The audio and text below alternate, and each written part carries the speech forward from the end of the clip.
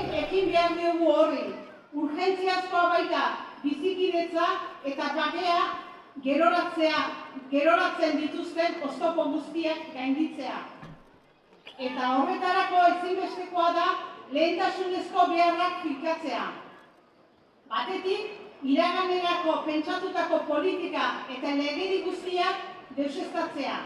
Bestetik, presorik, ieslaririk eta deportaturik gabeko Euskal Herri batera eramango gaituen agenda sozial, politiko eta instituzional bat garatzea. Besteak beste, kontsentsu berri horiek bi helburu nagusi izan behar dituzte. Presoak era ordenatu batean kaleratzen joatea.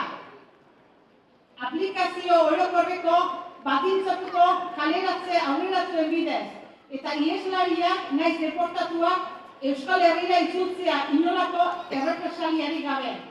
Kalera dinamikako azken ekitaldi honek amaiera ematen dio presoio protagonismoari.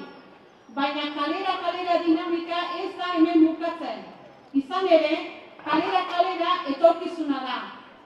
Kalera irtetea eta ahalik eta azkarren guztiak kalera ateratzea du helburu. Azken batean, kalera kartzelak usteko eta bakea eta askatasuna irabazteko erronka da.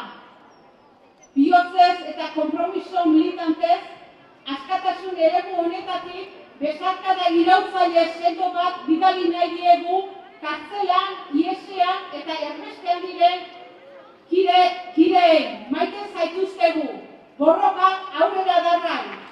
Preso, ieslari eta